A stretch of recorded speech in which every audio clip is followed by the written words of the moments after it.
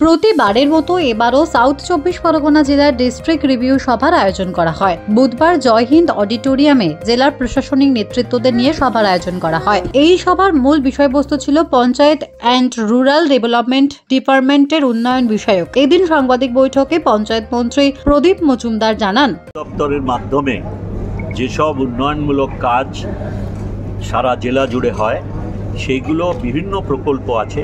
আপনারা জানেন বেশিরভাগ গুরুত্বপূর্ণ প্রকল্পই আজকে লাগাতার কেন্দ্রীয় সরকারের যে বঞ্চনা, যা রাজ্যের কাছ থেকে নিয়ে যাওয়া করের একটা অংশ আসে আমাদের বিভিন্ন প্রকল্পের সহায়তা হিসেবে, সেগুলো 2022 সাল থেকে লাগাতারভাবে পশ্চিমবঙ্গ সরকারের অধীনে যত এই রাজ্যের মানুষ আছে তাদের বঞ্চিত করা হচ্ছে। তা সত্ত্বেও মাননীয় মুখ্যমন্ত্রী রাজ্য সরকারের তহবিল থেকে এই উন্নয়নমূলক কাজের জন্য সাধারণ মানুষের জীবনকে আরও সাবলীল করে তোলার জন্যে একদিকে যেমন 100 দিনের কাজের বকেয়া যে মজুরি ছিল, আমাদের দরিদ্র ভাই বোন যারা গ্রাম অঞ্চলে 100 দিনের কাজ করেছিলেন 2021 সালে, তাদের সেই মজুরি মিটিয়ে দিয়েছেন। 2018 সাল থেকে লাগাতার কেন্দ্রীয় সরকার ঘোষণা করেছিলেন 22 সালের 15ই আগস্টের ভেতরে সকলের মাথায় পাকা ছাদ দেবেন। সেই জন্যে তাদের নির্দেশ মতন পোর্টালে বহু সংখ্যক দরিদ্র মানুষ যারা কাঁচা বাড়িতে থাকতো বা উন্মুক্ত আকাশের তলায় থাকতো, সারা দেশ জুড়ে তারা তাদের নাম পোর্টালে তুলেছিলেন। বারবার প্রতিশ্রুতি দিয়েও 2022 সাল অবধি তাদের কোনো রকম সুরাহা হয়নি।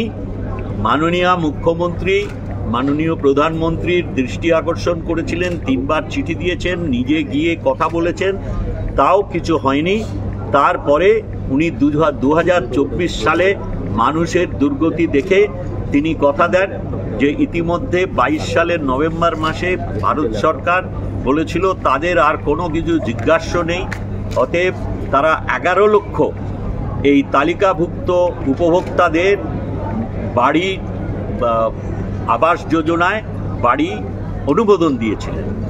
শর্ত ছিল 1 মাসের ভেতরে নতুন করে সেই পুরনো তালিকা পর্যবেক্ষণ করে যাদের পাওয়া উচিত তাদের যোগ্য ব্যক্তিদের নাম তুলে অনুমোদন দিলেই 60% খরচা তারা পাঠিয়ে দেবেন 1,20,000 টাকার ভিতরে।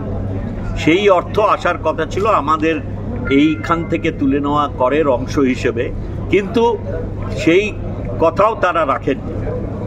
দরিদ্র মানুষদের বারংবার প্রত্যাশা জাগিয়ে তাদের বঞ্চিত করার এই চক্রান্তকে ব্যর্থ করে মাননীয় মুখ্যমন্ত্রী রাজ্যের কোস্টগার্ড থেকে সম্পূর্ণ 1,20,000 টাকা করে সহায়তা প্রদান করেছেন এবং তার নিরীক্ষণ কতটা অগ্রগতি হয়েছে কতটা হয়নি সেই নিয়ে আলোচনা হলো। আমরা অনুরোধ করলাম আমাদের ত্রিস্তরীয় পঞ্চায়েতের যারা এখানে সদস্যা ছিলেন, কর্মকর্তারা ছিলেন এবং আধিকারিকরা, বিশেষ করে আমাদের সমষ্টি উন্নয়ন আধিকারিক, আমাদের এখানে জেলা এসডিও, জেলা শাসক, অতিরিক্ত জেলা শাসক, তাদের সকলের নিয়ে যাতে ওই কাজটা সম্পন্ন করা যায়। এদিন দুর্নিবার বাংলার মুখোমুখি হয়ে তৃণমূল কংগ্রেসের নেত্রী শিউলি সাহা বলেন, আছেন বলুন আগে। হ্যাঁ, খুব ভালো।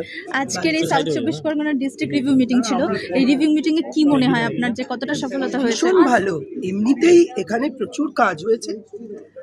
আপনারা জানেন যে এখানে প্রাকৃতিক পরিবেশ, সেক্ষেত্রে এরা প্রকৃতির সঙ্গে যুদ্ধ করে বেঁচে থাকে যে কোনো পরিস্থিতিতে। ডেভেলপমেন্টের কাজ মুখ্যমন্ত্রী এবং আমাদের সাংসদ আছেন সর্বোপরি অভিষেক বন্দ্যোপাধ্যায়, তিনি এই ডিস্ট্রিক্টও দেখেন।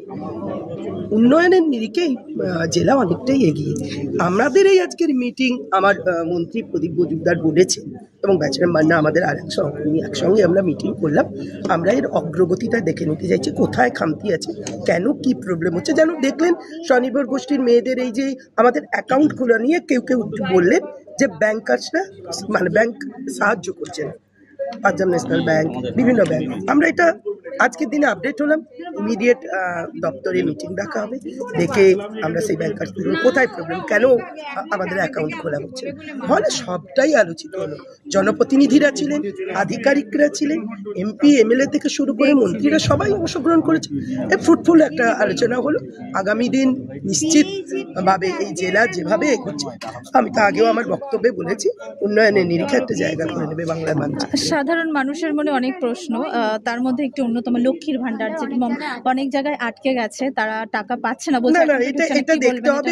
পাড়ায় সমাধান দেখুন, আপনারা নিশ্চয়ই জানেন দুয়ারে সরকারে ওখানে নির্দিষ্ট জায়গায় তাদেরকে জানাতে বলুন, হয়ে যাবে। এরকম কোনো বন্ধ করে দিই, তার হয়তো কোথাও কোনো ডকুমেন্টের প্রবলেম হয়েছে, কোনো অ্যাকাউন্টের প্রবলেম হয়েছে, সেই কারণে হয়তো হয়েছে, কিন্তু কোনো রকমের টাকা বন্ধ রাখা হয়। এসআই নিয়ে যে মানুষ এত আতঙ্কে আছে, সেই নিয়ে কি বলবেন? না, শুধু এটুকু, আমি একজন জনপ্রতিনিধি, আমার এলাকায় মানুষও আতঙ্কিত, বলছে কি হবে পেলাম না। আমি নিজেও প্রথমেই দেখছি যে জেলায় ছিলাম সেই জেলায় 2002-এ যে নির্বাচন কমিশন আপলোড করেছে ওর মধ্যে আমার নামটা আছে কিনা, আমি নিজেই আতঙ্কিত। আর জনসাধারণ তো হবেই, আমরা সচেতন, আমরা জনপ্রতিনিধি মিনিস্টার, তারপরেও আমরা ভয় পাচ্ছি। তো যারা এলাকায় গ্রামবাসীরা আছে তারা তো নিশ্চিতভাবে এটা নিয়ে ভাববে। এটা কি সত্যি ভয়ের কোনো কারণ? মানে না, যেভাবে বিরোধীরা বলছে সেটা তো ভয়ের কারণ। ওকে ওপারে পাঠিয়ে দেবো, ওকে দূর করে দেবো, এই মুসলিমরা তো চলে যায়, এটা কে বলছে? ওরা বলছে। আজকের মিটিং এর বিষয়বস্তু নয়, ওরাই ক্রিয়েট করছে একটা ভীতি, আমরা নই। Thank you. ক্যামেরায় সুনন্দার সঙ্গে অনুষ্কার রিপোর্ট, দুর্নিবার বাংলা নিউজ।